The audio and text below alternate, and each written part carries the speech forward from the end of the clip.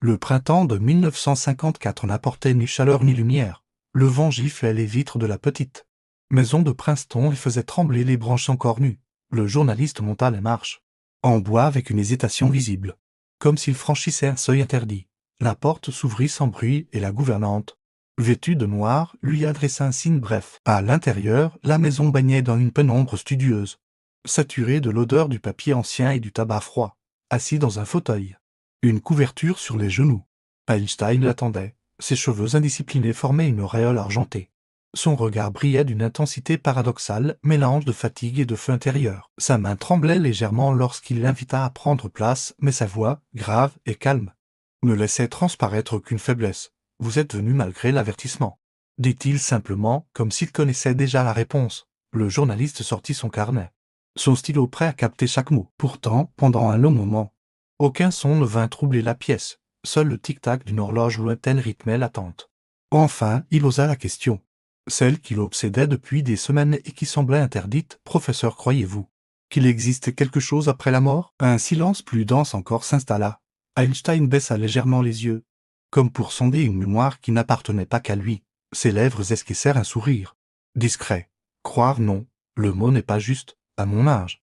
On préfère savoir. » Ces mots suffirent à faire vaciller le journaliste, qui sentit son cœur battre plus fort. Il reprit courage. « Mais la science, votre science, ni l'existence de l'âme. » Einstein redressa la tête, son regard devenant soudain plus vif. « Pas ma science, celle que l'opinion publique croit comprendre, limitée au visible, aux chiffres, aux instruments. Elle est aveugle à ce qui échappe aux formules. » Ses mains, fines mais fermes, se crispèrent sur la coudoir. « Ce que je vais vous dire n'a jamais quitté ces murs. Peut-être ne doit-il pas en sortir avant. » Longtemps. Dehors, le vent frappa la maison d'une rafale. Dedans, le journaliste nota chaque mot, la gorge sèche. Einstein reprit, d'une voix plus basse, « La vie ne s'arrête pas à la mort. Ce n'est pas une croyance. C'est un fait. Je ne l'ai pas découvert en observant les étoiles, mais en étudiant les structures profondes du temps et de l'espace. » Le journaliste se pencha, comme attiré par un champ invisible. Ses doigts tremblaient sur le carnet. Dans cette pièce close, au cœur d'une nuit glaciale, il eut la sensation d'assister non pas à une interview, mais à une confession. Une vérité qu'aucun article, aucune conférence n'aurait jamais osé formuler. La respiration d'Einstein se fit plus lente. Ses yeux semblaient fixés au-delà du journaliste, vers un horizon invisible. Et dans ce silence pesant, une porte invisible venait de s'entr'ouvrir. Le journaliste, encore troublé par la première réponse, se risqua à demander davantage. La plume de son stylo suspendue au-dessus du papier attendait un mot, une image, quelque chose qui puisse donner forme à l'invisible. Einstein, les mains croisées sur ses genoux, prit le temps de réfléchir. Sa respiration lente emplissait la pièce d'un rythme régulier, presque méditatif. Puis il parla, non pas avec l'arrogance d'un savant certain de ses théories, mais avec la simplicité de celui qui décrit une évidence. Imaginez une vague à la surface de l'océan, commença-t-il doucement. Tant que souffle le vent, elle existe, visible, unique. Mais quand le vent cesse, la vague disparaît-elle vraiment? Non. L'eau demeure, l'énergie de la vague retourne dans l'océan. Ainsi est la conscience humaine. Elle se manifeste à travers un corps, comme la vague à travers le vent. Mais sa source est infiniment plus vaste que cette forme passagère. Le journaliste releva les yeux de son carnet. Il s'attendait à des équations, à des démonstrations mathématiques, et il entendait une métaphore qui paraissait presque poétique. Einstein perçut son étonnement et poursuivit, le regard brillant d'une lumière intérieure. Le corps est un réceptacle temporaire, il ne se transforme et s'éteint. Mais la conscience n'est pas de la matière, elle n'est pas fabriquée par le cerveau. Le cerveau, voyez-vous, n'est qu'une antenne, un instrument qui capte un flux plus profond. Lorsque l'antenne se brise, le flux ne disparaît pas, il continue au-delà du visible, dehors. Une bourrasque fit vibrer les vitres. Le journaliste frissonna sans savoir si c'était du froid ou de la gravité des paroles qu'il entendait. Mais alors, professeur, insista-t-il, cela n'entre-t-il pas en contradiction avec vos propres lois? Einstein eut un sourire presque malicieux. Non, les lois de la physique ne sont pas abolies.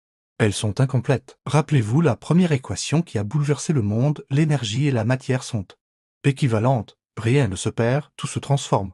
Pourquoi la conscience, qui est la plus subtile des énergies, ferait-elle exception? Ses mains se levèrent légèrement, comme pour soutenir une idée fragile. Ce que nous appelons la mort n'est que la fin d'une manifestation. Comme la vague qui se retire, la conscience cesse d'être perçue dans une forme particulière.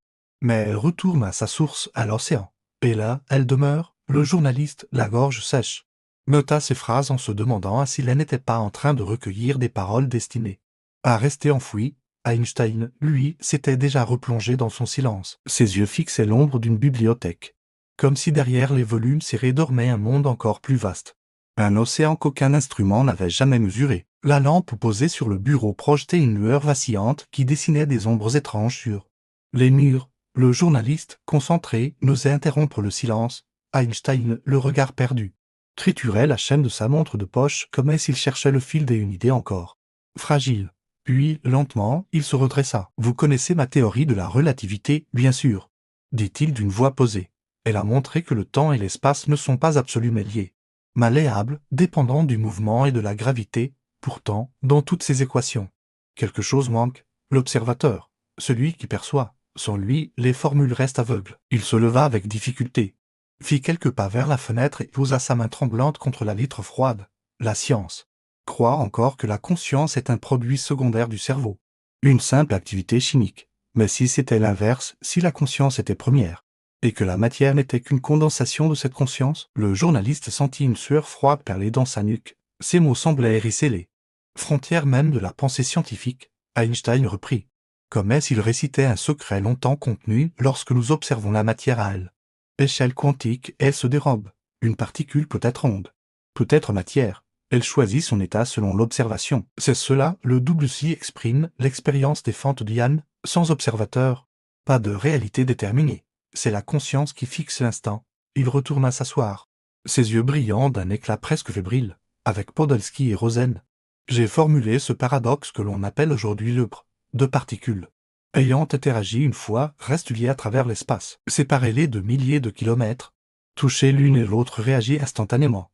Aucun signal ne peut voyager aussi vite. Alors, quoi, une connexion plus profonde existe, hors du temps et de l'espace? Il se pencha. Sa voix baissa d'un ton.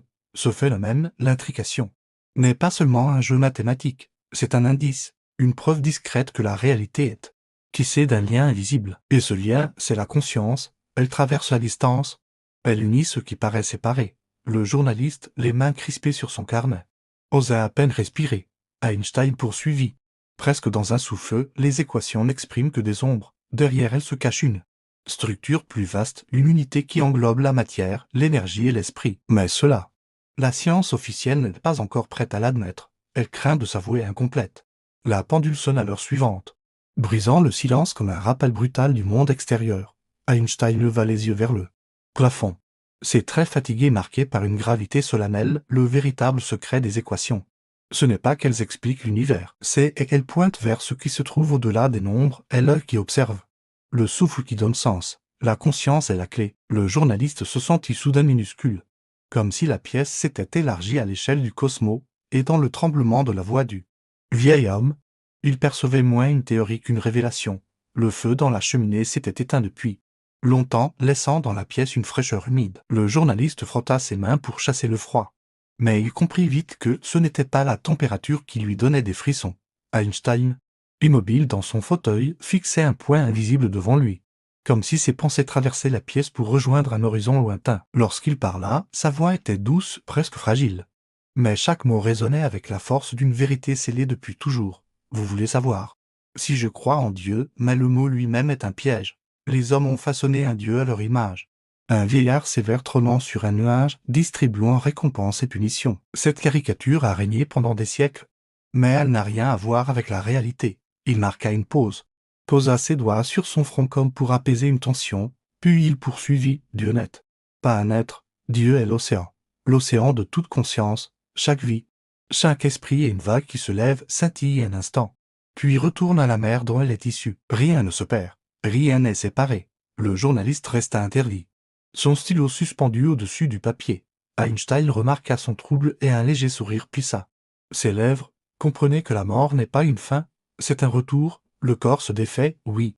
Mais la conscience retrouve sa source, comme un voyageur qui revient à la maison après un long périple. Voilà pourquoi je n'ai jamais craint l'instant où mon cœur s'arrêtera. Ce n'est pas une chute dans le néant, c'est un retour dans la totalité. Un silence s'installa, ponctué seulement par le souffle du vent dehors. Le journaliste sentit ses certitudes vaciller. Il osa demander, alors nous ne disparaissons jamais? Einstein secoua doucement la tête. Non. Pas plus qu'une note de musique ne disparaît après avoir résonné. Elle s'inscrit dans l'air, se propage, vibre encore. Même si l'oreille humaine ne l'entend plus, de la même manière, nos vies continuent d'exister. Inscrites dans ce champ infini qu'est la conscience universelle. Ses yeux brillèrent d'une intensité calme. Ce que nous appelons Dieu n'est pas séparé de nous. Nous sommes en lui. Comme les vagues dans l'océan. La mort n'est pas un mur, c'est une porte. Et derrière cette porte, il n'y a ni jugement ni châtiment.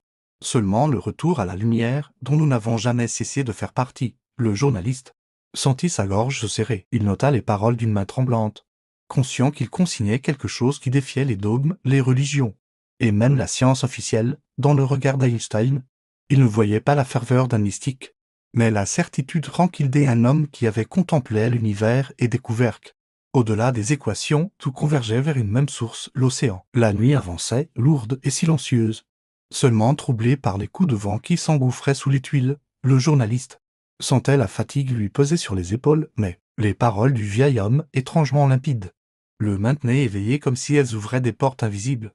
Einstein posa ses mains sur la coudoir du fauteuil. Ses doigts noueux semblant chercher appui en une matière plus vaste que le bois. La conscience, voyez-vous, ne s'arrête pas à un seul voyage, dit-il d'une voix grave. Elle revient, encore et encore, non pas comme une mécanique aveugle, mais comme une école. Chaque vie est une leçon. Nous portons en nous les cicatrices des épreuves passées, les élans des amours anciennes.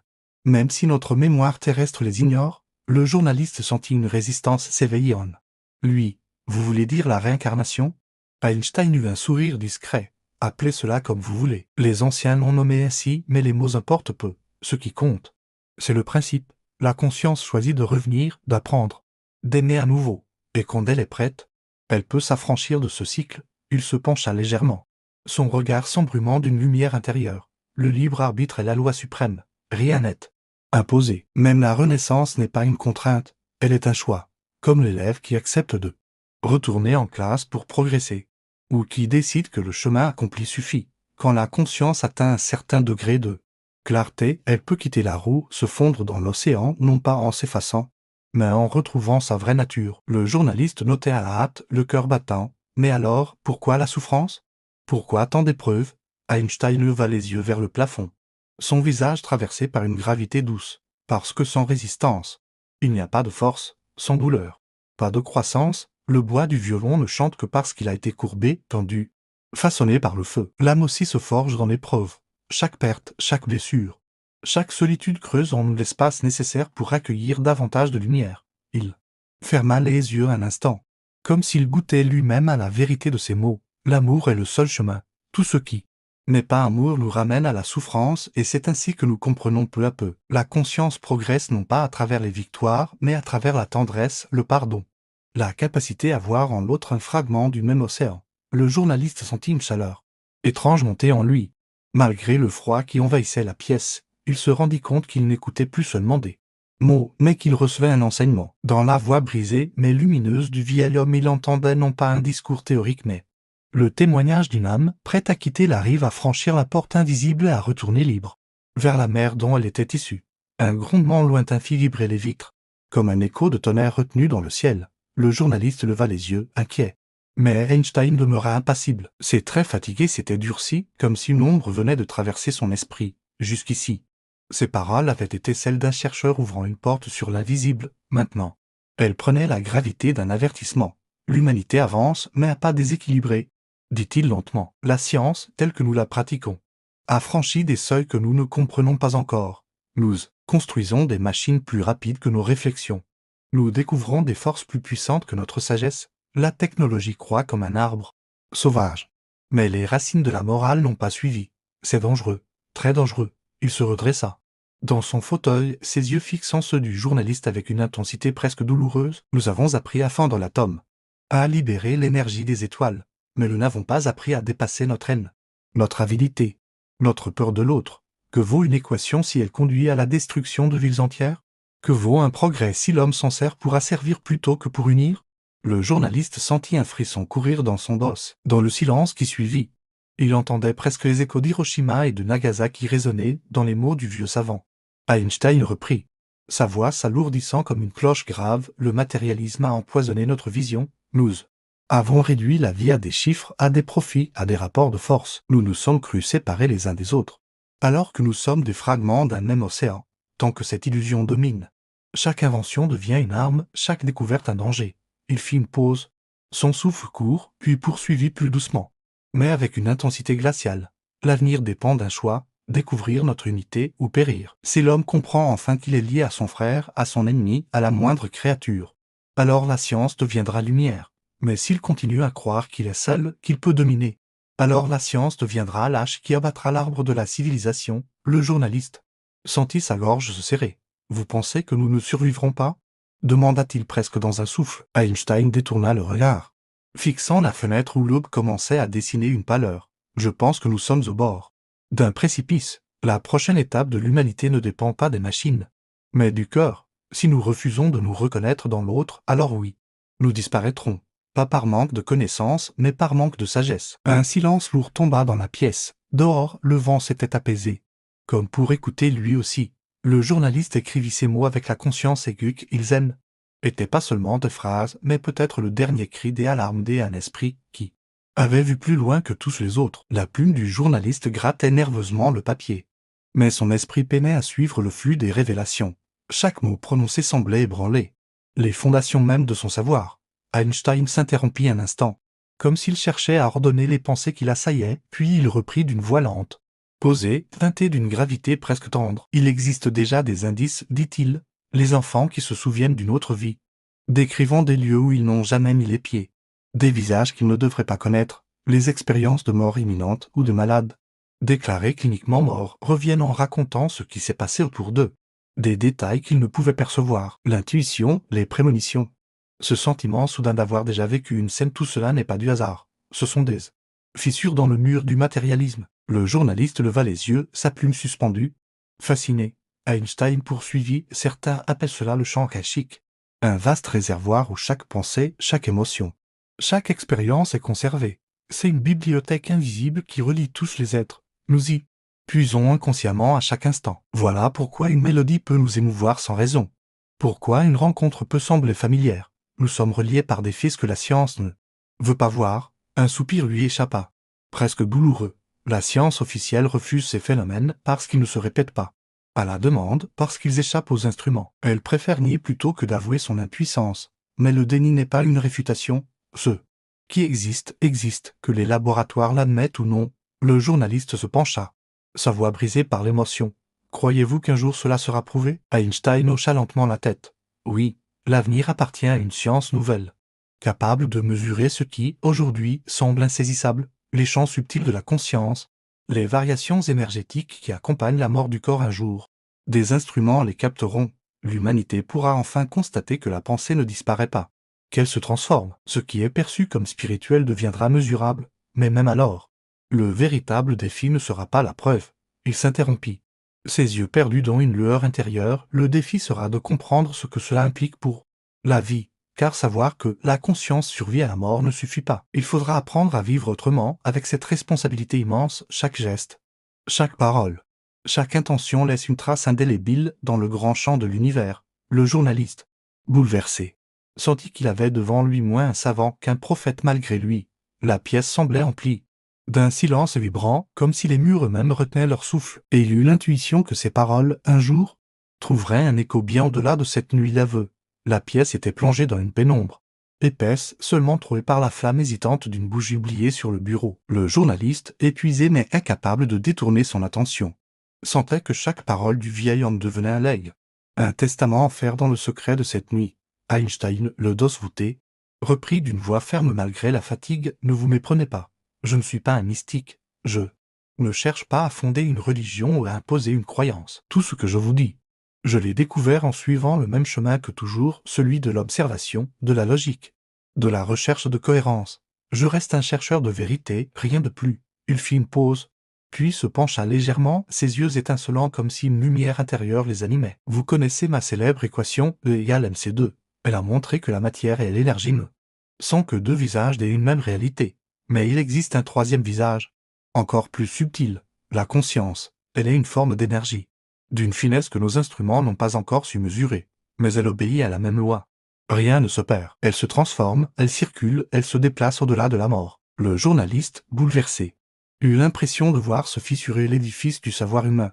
Einstein poursuivit, plus lentement, comme s'il voulait graver chaque mot dans la mémoire de son interlocuteur. Le véritable enjeu n'est pas de convaincre, pas même de prouver. Les preuves viendront, je n'en doute pas. Mais si elles arrivaient demain, si l'humanité découvrait sans conteste que la conscience survit à la mort, cela ne suffirait pas, car ce n'est pas le savoir qui change le monde, mais la manière dont nous vivons avec ce savoir. Son visage se creusa d'une gravité douce, presque douloureuse. La question n'est pas « que se passe-t-il après la mort ?» La question est « que faisons-nous avant ?» Comprendre que nos pensées, nos paroles, nos gestes continuent d'exister au-delà de nous devrait bouleverser chaque instant de nos vies. Ce que nous appelons bien et mal ne sont pas des dogmes imposés par des prêtres, ce sont les empreintes que nous laissons dans l'océan de conscience. Aimer, servir, créer. Voilà ce qui élève. Haïr, diviser, dominer, voilà ce qui enchaîne. Le journaliste, les doigts crispés sur son carnet, n'écrivait plus où il écoutait. Habité par une émotion qu'il ne savait pas nommer, Einstein posa une main sur sa poitrine et conclut dès une voix presque murmurée, « Mon héritage n'est pas une formule. Mon héritage, c'est l'appel à vivre en chercheur, en découvreur de vérité, non seulement dans les laboratoires, mais dans nos propres vies, car la vérité n'est pas un concept, elle est une transformation, et chacun de nous en porte là. Responsabilité. » Un silence sacré suivit ces mots. Le journaliste comprit qu'il n'assistait pas à une leçon de physique, mais au testament d'un homme qui, au-delà des équations, avait trouvé l'essence même de l'existence. La plume tremblait entre mes doigts. Chaque mot que je couchais sur le papier semblait m'échapper aussitôt. Comme si l'encre ne parvenait pas à retenir l'ampleur de ce que je vivais. Je n'étais plus seulement journaliste. Je n'étais plus seulement témoin. J'avais la sensation d'être le dépositaire d'un secret qui, s'il venait à être révélé trop tôt, pourrait bouleverser le monde entier. Mon cœur battait fort, trop fort. Et une étrange peur m'étreignait, non pas celle d'un danger extérieur, mais celle d'être changé à jamais par ce que je venais d'entendre. Einstein parlait encore. Sa voix parfois rauque, parfois étonnamment claire. Comme si elle empruntait à une source plus vaste que son propre souffle. Il ne donnait pas une conférence. Il ne répondait pas à une interview. Il confiait un testament. Chacune de ses phrases était à la fois une flèche et une prière. Une équation transformée en murmure de vérité. Ses yeux fatigués brillaient d'une intensité que je n'avais jamais vue chez aucun homme. Je me sentais nu devant, dépossédé de mes certitudes. J'écrivais fébrilement. Mais je savais que même les mots les plus précis ne pourraient jamais contenir l'expérience de cette nuit. Car ce que je vivais n'était pas seulement intellectuel, c'était intime, brûlant, indélébile. Sa voix résonnait en moi comme une cloche dans une cathédrale invisible. Et je sentais que rien, absolument rien, ne serait plus comme avant. À plusieurs reprises, ma main s'arrêta, paralysée par l'idée que si je notais tout, si je consignais fidèlement chaque mot, je ne pourrais plus jamais m'en détourner. Ces phrases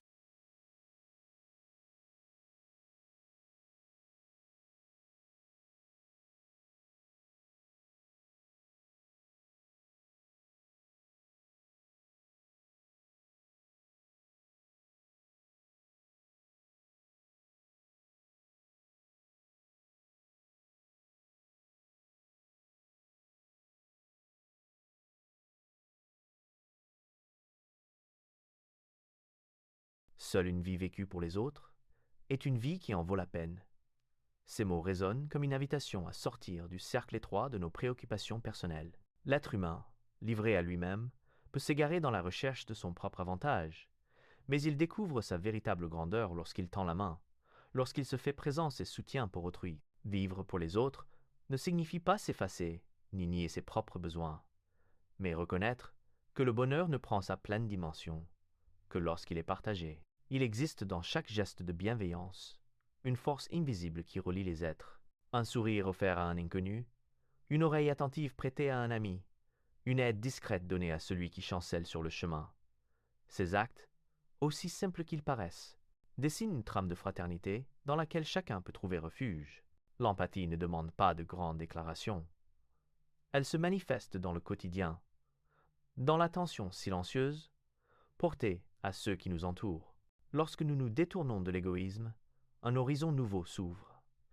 La solidarité devient alors le langage universel, celui qui transcende les différences de culture, de croyances, de fortune. Dans cette union se révèle une vérité essentielle.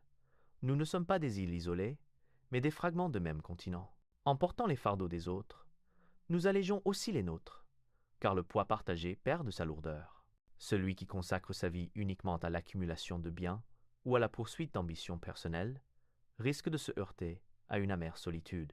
Les honneurs passent, la richesse s'épuise, mais le souvenir d'avoir été un réconfort, une lumière dans la nuit de quelqu'un, demeure. C'est là que réside la valeur authentique de l'existence. Ce n'est pas dans ce que l'on garde pour soi, mais dans ce que l'on offre, que s'inscrit la trace durable d'une vie. L'amour désintéressé, le don sans attente, la générosité du cœur. Voilà les véritables conquêtes. En cultivant cette disposition intérieure, l'homme s'élève au-dessus de ses limites. Il découvre qu'en servant autrui, il se transforme lui-même, et que chaque pas vers l'autre est en réalité un pas vers sa propre humanité. Vivre pour les autres n'est pas un sacrifice, c'est une libération. C'est reconnaître que la joie la plus pure jaillit, non de ce que l'on prend, mais de ce que l'on donne. Alors, la vie prend un sens qui dépasse l'instant, et chaque journée devient une occasion de tisser, par de simples gestes, la toile d'une existence qui mérite d'être vécue. La seule raison d'être du temps est que tout n'arrive pas en même temps. Cette pensée, à la fois simple et profonde, nous rappelle que la vie se déploie comme une mélodie et non comme un chaos de notes éparpillées. Le temps nous offre l'espace nécessaire pour respirer, comprendre, apprendre et évoluer. Sans lui, tout serait écrasé dans une simultanéité insoutenable, et aucune expérience ne trouverait son relief.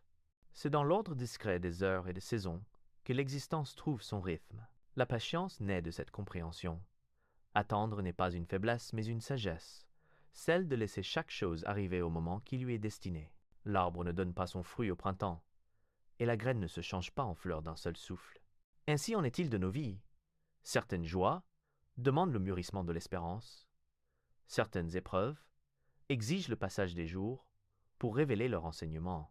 Le temps, lorsqu'on l'accueille, devient un maître silencieux. Il nous enseigne la valeur du présent, cet instant unique, qui à peine apparu, glisse déjà vers le passé. Trop souvent, nous cherchons à fuir le moment présent, projetant nos désirs dans un futur incertain ou ruminant les regrets d'hier. Pourtant, c'est dans l'instant que se cache la vérité. Celui qui sait s'y arrêter découvre que chaque seconde contient l'éternité en miniature et qu'il n'est nul besoin de courir après un ailleurs pour goûter la plénitude. La gestion du présent n'est pas une affaire de contrôle, mais d'harmonie. Elle demande de se laisser porter par le flux du temps sans s'y noyer. Cela signifie apprendre à distinguer ce qui dépend de nous et ce qui échappe à notre volonté. L'homme impatient cherche à forcer l'ordre naturel des choses, mais il ne récolte souvent que la frustration. Celui qui sait attendre, au contraire, rencontre la paix intérieure. Il existe une beauté cachée dans la succession des instants. Le lever du soleil n'efface pas la nuit, il en est le prolongement. La fin d'une épreuve n'efface pas la douleur, mais elle éclaire la force qui en est née. Chaque étape a son rôle, chaque moment sa nécessité. Le temps, loin d'être un ennemi, est l'allié discret qui rend possible la croissance, l'amour, le pardon et la compréhension. Vivre selon ce rythme naturel, c'est entrer en résonance avec l'univers. Ce n'est pas s'abandonner à la passivité, mais accueillir le devenir comme une danse où chaque pas a sa place. Le temps nous apprend la patience, il nous rappelle que rien n'arrive trop tôt ni trop tard, mais toujours au moment juste. Et dans ce mouvement imperceptible, la vie prend tout son sens, tissé de présents fragiles qui, mis bout à bout, deviennent l'éternité. Le véritable signe de l'intelligence n'est pas la connaissance, mais l'imagination. La connaissance rassemble ce qui est déjà établi. Elle ordonne les faits, classe les idées, éclaire le chemin déjà parcouru par l'humanité. Mais l'imagination, elle, ouvre des portes que personne n'a encore franchies. Elle n'est pas seulement une parure de l'esprit, elle est la source même de la création, le souffle qui transforme des vérités immobiles en horizons nouveaux. Sans elle, la science resterait figée, l'art muet, et la vie elle-même réduite à une répétition mécanique. L'histoire des découvertes témoigne de ce pouvoir.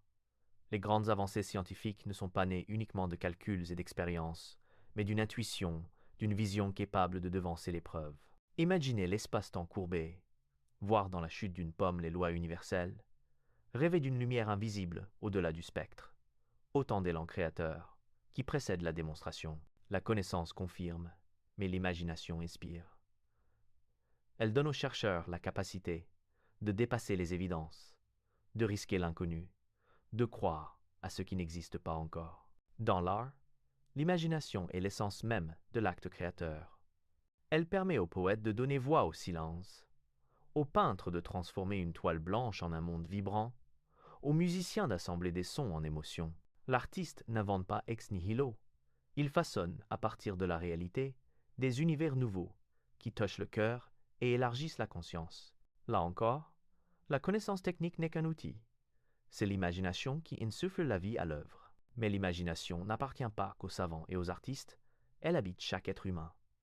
Elle se déploie dans la manière d'élever un enfant, de résoudre un conflit, d'imaginer une existence meilleure. Elle est ce pouvoir qui nous permet de nous projeter, d'espérer, de réinventer le quotidien. Elle nous délivre des limites imposées par le présent et nous offre la liberté de concevoir un avenir différent. La véritable intelligence ne se mesure donc pas seulement à la somme des connaissances, mais à la faculté d'inventer, de voir autrement, de relier ce qui semble étranger. L'imagination n'est pas une fuite du réel. Elle est une manière d'en révéler les dimensions cachées. Là où la connaissance pose des bornes, l'imagination trace des chemins. Là où le savoir s'arrête, elle invite à aller plus loin. Celui qui cultive l'imagination enrichit le monde d'une lumière nouvelle. Il ose rêver là où d'autres se contentent de répéter.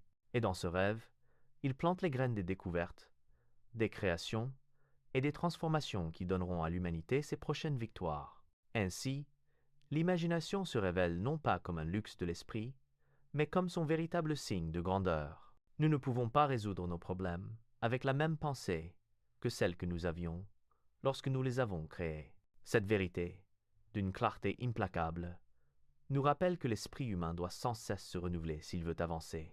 Les difficultés que nous rencontrons ne sont pas des murs infranchissables, elles sont des épreuves qui nous invitent à dépasser nos habitudes, à sortir des sentiers battus, à briser les cadres dans lesquels nous nous enfermons. Le problème n'est jamais qu'un miroir qui reflète les limites de notre vision, et la solution ne surgit que lorsque nous acceptons de voir autrement. L'histoire regorge d'exemples de cette nécessité de réinvention. Les découvertes les plus marquantes sont nées d'un esprit capable de s'affranchir des anciennes certitudes. Le savant qui ose contredire les dogmes, l'inventeur qui refuse les impossibles, l'esprit curieux qui pose une question différemment, tous témoignent de la force de la pensée flexible. Ce n'est pas en répétant les mêmes raisonnements que l'on découvre de nouveaux horizons, mais en osant regarder la réalité sous un angle inédit. Dans la vie quotidienne, cette leçon est tout aussi essentielle. Chaque conflit, chaque impasse, chaque douleur nous pousse à réexaminer nos façons de penser. S'obstiner à répéter les mêmes gestes, à employer les mêmes mots, à nourrir les mêmes émotions, ne conduit qu'à l'épuisement. Il faut alors un élan, parfois minime mais décisif, pour rompre le cercle. Changer de regard, changer de question, oser un silence là où l'on aurait parlé, tendre la main là où l'on aurait reculé. Ce mouvement intérieur ouvre l'espace d'une transformation. La pensée rigide est une prison. Elle enferme l'esprit dans ce qu'il croit savoir, dans les certitudes rassurantes mais stériles. La pensée souple, au contraire, libère. Elle accepte l'inconnu, elle se laisse surprendre. Elle ne craint pas de se contredire, si c'est pour se rapprocher d'une vérité plus grande. Ce n'est pas faiblesse, mais courage. Le courage de se renouveler, de reconnaître que l'on peut apprendre encore, même de ses erreurs. Réinventer sa manière de penser, c'est aussi réinventer sa manière de vivre. Le problème se transforme alors en opportunité, en tremplin vers un état plus riche de l'existence. Là où l'on croyait voir un obstacle insurmontable, apparaît une porte. Là où tout semblait figé, le mouvement reprend. Cette dynamique intérieure n'est pas un don réservé à quelques-uns, chacun peut l'exercer. Chacun peut cultiver en soi la faculté de s'ouvrir à une perspective nouvelle. Ainsi, face au problème, il ne s'agit pas seulement de trouver des solutions pratiques, mais d'oser une mutation intérieure. Chaque difficulté devient une invitation à grandir, à élargir sa conscience, à renouveler son regard sur le monde. Et dans cet élan, nous découvrons que les problèmes ne sont pas la fin du chemin, mais l'occasion de tracer un nouveau sentier. Je n'ai aucun talent particulier, je suis seulement passionnément curieux. Ces mots nous rappellent que la grandeur ne réside pas toujours dans les dons exceptionnels, mais dans l'élan intérieur qui pousse à questionner, à chercher, à s'émerveiller. La curiosité est ce feu discret qui éclaire le chemin de la connaissance. Elle ne se satisfait pas de l'évidence, elle gratte la surface, elle interroge ce qui semble aller de soi. Là où d'autres se contentent d'accepter, l'esprit curieux demande « Pourquoi ? Comment ?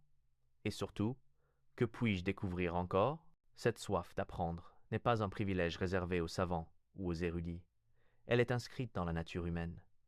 L'enfant qui ouvre les yeux sur le monde découvre chaque objet comme un mystère. Il explore, il expérimente, il échoue, puis recommence, sans se lasser.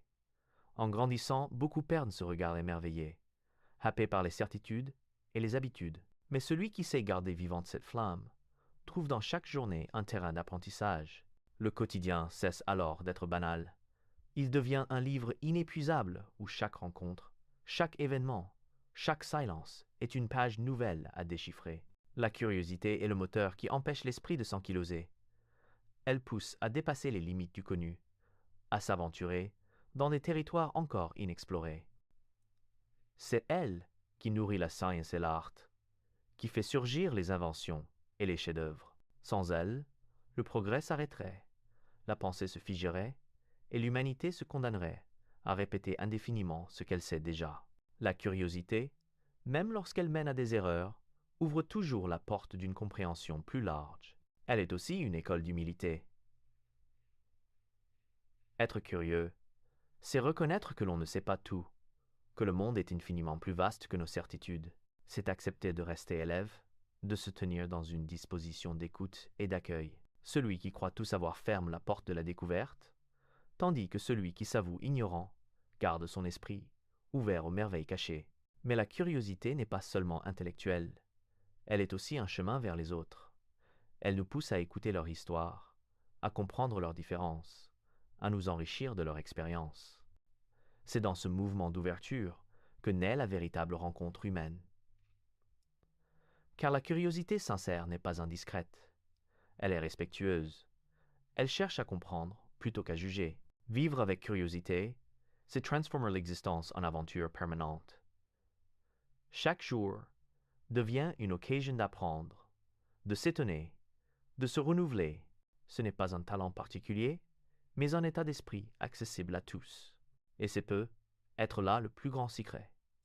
La vie ne nous demande pas d'être extraordinaire, mais simplement d'être passionnément curieux, car dans ce regard toujours en quête, nous trouvons la richesse la plus durable, celle d'un esprit vivant, toujours en éveil, toujours prêt à découvrir. Il n'y a que deux façons de vivre sa vie.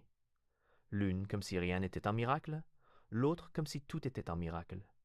Ces mots dessinent deux chemins, deux regards posés sur le même monde. Le premier réduit l'existence à un enchaînement de faits ordinaires, explicables, sans éclat particulier. Le second, au contraire, s'ouvre à l'émerveillement, à la surprise que chaque instant recèle. Et c'est sans doute ce regard-là qui élève la vie au rang de mystère.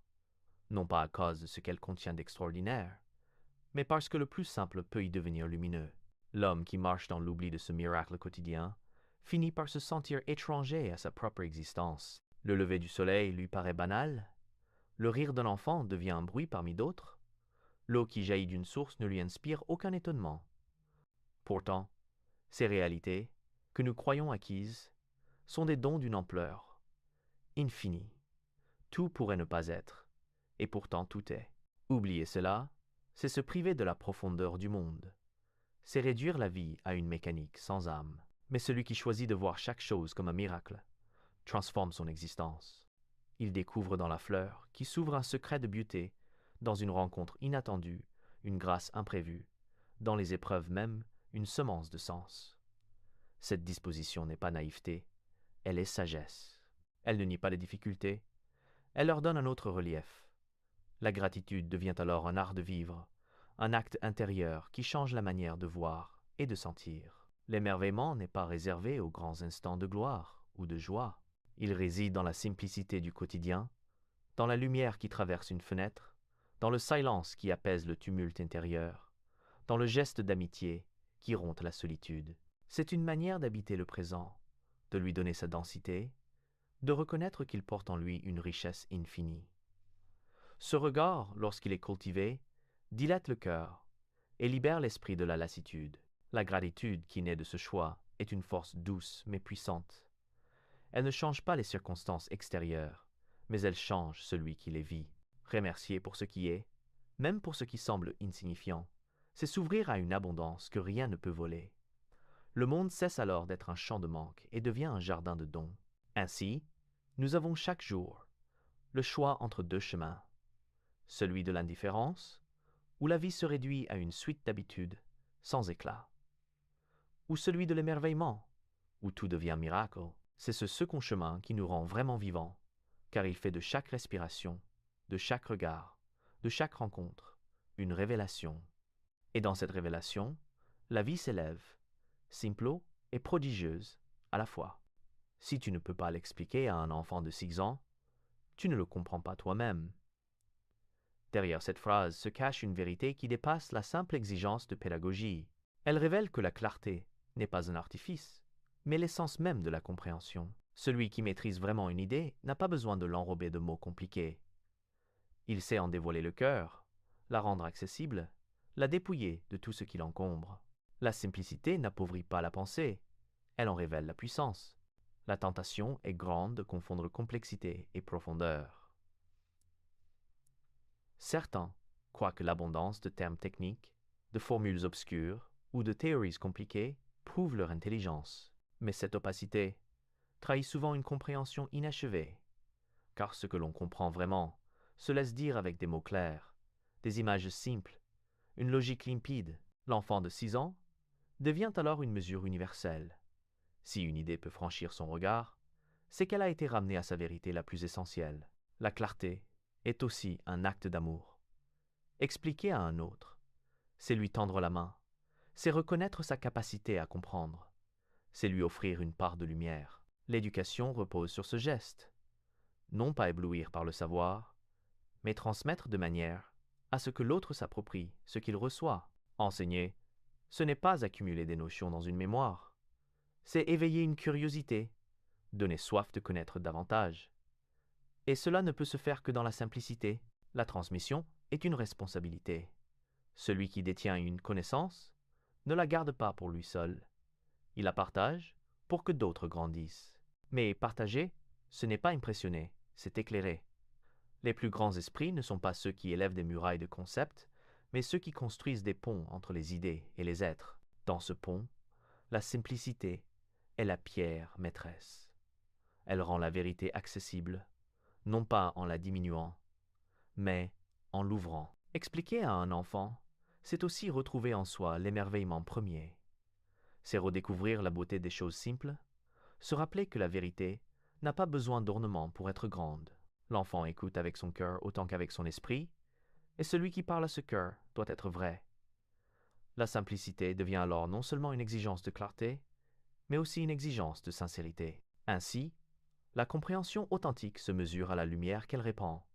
Ce n'est pas la complexité qui élève, mais la clarté qui libère. Celui qui sait expliquer simplement ne démontre pas seulement son intelligence, il offre au monde un outil de croissance, un chemin vers la connaissance partagée. Car ce qui est compris et transmis dans la simplicité devient semence, et cette semence porte toujours du fruit. La vie, c'est comme faire du vélo. Pour garder l'équilibre, il faut continuer à avancer. Cette image simple renferme une sagesse profonde. L'existence n'est pas un état figé, mais un mouvement perpétuel.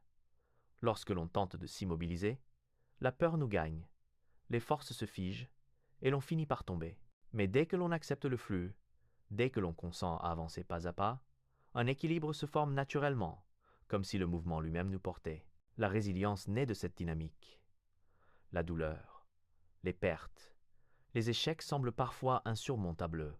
Pourtant, la seule manière de traverser l'épreuve est de continuer à marcher, même d'un pas tremblant.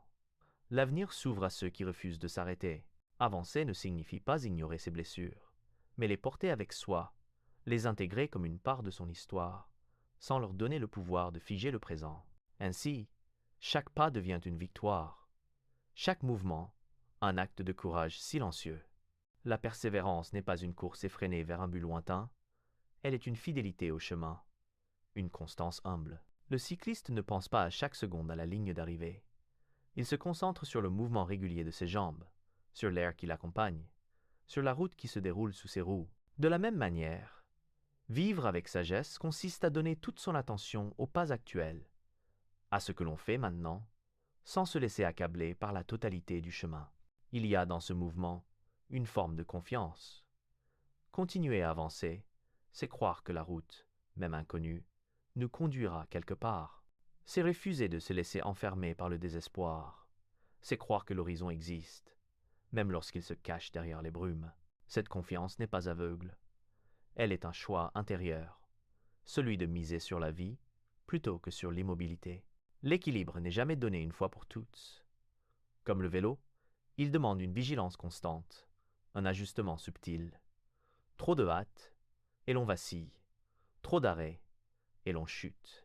La sagesse réside dans ce mouvement mesuré, dans cette danse fragile entre l'effort et le lâcher-prise. L'homme résilient n'est pas celui qui n'est jamais tombé, mais celui qui, après chaque chute, remonte en selle et poursuit sa route. Ainsi, persévérer, c'est honorer le mouvement même de la vie. Rien n'est statique dans l'univers. Les astres tournent, les saisons se succèdent, le sang circule dans nos veines. Nous faisons partie de ce grand rythme. S'y accorder, c'est comprendre que l'équilibre n'est pas une immobilité parfaite, mais un art d'avancer, malgré les secousses. Et dans cette avancée, patiente et obstinée, se révèle la dignité de l'existence humaine. Une personne intelligente évite 3 choses. Dans la jeunesse, la luxure. Dans la maturité, la querelle. Dans la vieillesse, la cupidité. Ce triple avertissement trace une sorte de carte intérieure, une manière de lire les âges de la vie à travers leurs tentations propres. Chaque étape apporte sa beauté, mais aussi ses pièges. Celui qui veut avancer avec sagesse doit apprendre à reconnaître ses dangers et à les transcender, non par la peur, mais par une lucidité tranquille. La jeunesse est le temps des élans, de la découverte, du désir ardent. Rien n'est plus naturel que d'être habité par cette force qui pousse à goûter le monde. Pourtant, cette énergie, lorsqu'elle se laisse asservir par la luxure, peut enfermer l'âme dans une quête sans fin de plaisir éphémère.